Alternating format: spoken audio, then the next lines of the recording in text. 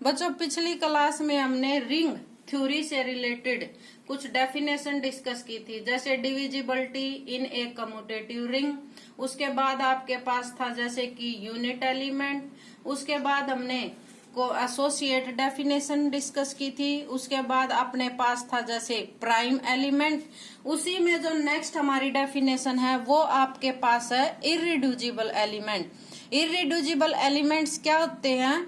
Irreducible element क्या होता है? Irreducible element definition, let R is commutative ring. R जो आपके पास कम्यूटेटिव रिंग होगी विद यूनिटी, और यूनिटी की कंडीशन को भी सेटिस्फाई करेगी।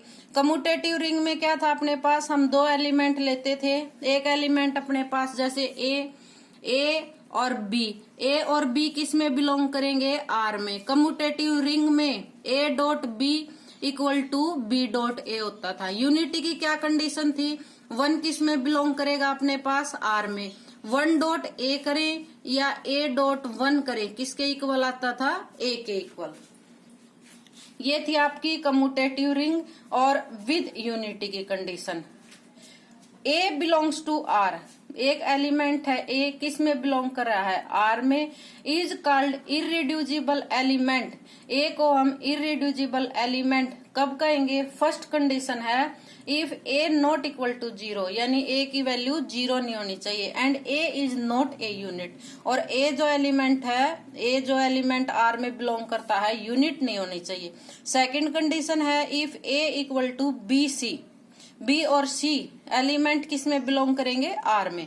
Then either b is unit or c is unit. या तो हमारे पास बी यूनिट होना चाहिए या हमारे पास फिर सी यूनिट होना चाहिए, यानी दोनों में से एक एलिमेंट अपने पास यूनिट होना चाहिए। Both b and c can not be unit. B और सी दोनों यूनिट नहीं हो सकते अपने पास। अगर बी और सी दोनों यूनिट हो जाएंगे तो जब हम दो यूनिट एलिमेंट की मल्टीप्लाई करेंगे तो इक्वल टू क्या आएगा? Unit. If both b and c are unit, यदि बी और सी दोनों यूनिट एलिमेंट है, then b c is unit. तो मल्टीप्लीकेशन भी क्या आएगी आपके पास? यूनिट आएगी। और यूनिट आएगी तो ए इक्वल टू क्या था आपके पास? बी सी, यानी ए भी क्या हो गया? यूनिट। लेकिन हमने फर्स्ट पॉइंट में डिस्कस किया था कि जो ए है वो यूनिट एलिमेंट नहीं है, इसलिए सेकंड कंडीशन के अकॉर्डिंग बी और सी दोनों में से एक एलिमेंट यूनिट हो सकता है, दोनों एलिमेंट यूनिट नहीं हो सकते। अगर ये दोनों कंडीशन सेटिस्फाई हैं तो वो एलिमेंट हमारा क्या कहलाएगा? Irreducible element.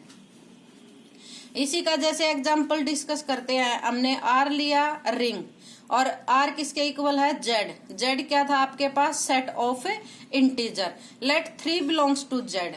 जो 3 है वो इंटीजर में बिलोंग कर रहा है, और 3 क्या हमारे पास? Not equal to 0। 3 is not a unit. जो 3 है वो हमारे पास यूनिट नहीं है, किसमें? जेड में। ये हम पीछे प्रूव कर चुके हैं जब हमने प्राइम एलिमेंट की डेफिनेशन डिस्कस की थी। इररिड्यूसिबल एलिमेंट के अकॉर्डिंग 3 इक्वल टू क्या होना चाहिए? दो एलिमेंट की प्रोडक्ट ए डॉट बी।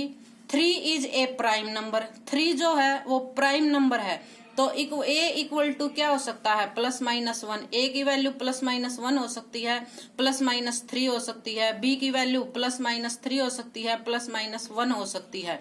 ये एलिमेंट ही हो सकते हैं अगर ये प्राइम एलिमेंट है, जब हम दो नंबर की मल्टीप्लीकेशन के फॉर्म में इसको रिप्रेजेंट करेंगे। इफ ए इक्वल टू 1, अगर ए इक्वल टू 1 है तो ए हमारा क्या हो जाएगा? Unit element. A equal to -1 आएगा तो भी हमारा क्या है? ए जो एलिमेंट है वो यूनिट एलिमेंट है। ए इक्वल टू अगर अपने पास 3 है तो बी इक्वल टू आपके पास क्या बनेगा? 1। तो 3 हमारे पास क्या हो जाएगा? Unit element. A equal to -3 है तो बी इक्वल टू क्या होगा? -1। यानी अगर ए हम 3 लेते हैं और बी 1 लेते हैं तो बी एलिमेंट हमारे पास क्या कहलाएगा? Unit element. ये बी है। एज इट इज अगर a इक्वल टू आप -3 लेते हो तो b इक्वल टू क्या है? -1। तो इसमें b क्या है हमारे पास? Unit element. जब हम 3 की रिप्रेजेंटेशन दो एलिमेंट की फॉर्म में करते हैं तो हमारे पास या तो a एलिमेंट यूनिट बन रहा है या हमारे पास b एलिमेंट यूनिट है। a की वैल्यू 1 रखेंगे तो b की वैल्यू क्या आएगी? 3 आएगी। अगर a की वैल्यू -1 रखेंगे तो b की वैल्यू क्या आएगी, -3 आएगी। अगर a 3 है तो b क्या होना चाहिए, 1 होना चाहिए। अगर a इक्वल टू -3 है तो b इक्वल टू क्या है, -1। और आप ये जानते हैं कि जो z है यानी सेट ऑफ इंटीजर है उसके जो यूनिट एलिमेंट है वो आपके पास ओनली 2 होते हैं मल्टीप्लीकेशन में, 1 और -1। Therefore 3 is irreducible element in Z। जो 3 है वो Z के अंदर यानी सेट ऑफ इंटीजर के अंदर क्या है अपना इरिड्यूसिबल एलिमेंट। और भी इससे नेक्स्ट आप अनदर प्राइम नंबर लेके ऐसे डिस्कस कर सकते हैं प्रैक्टिस के लिए। ये हमारी डेफिनेशन कंप्लीट होती है। इससे नेक्स्ट क्लास में हम नेक्स्ट डेफिनेशन डिस्कस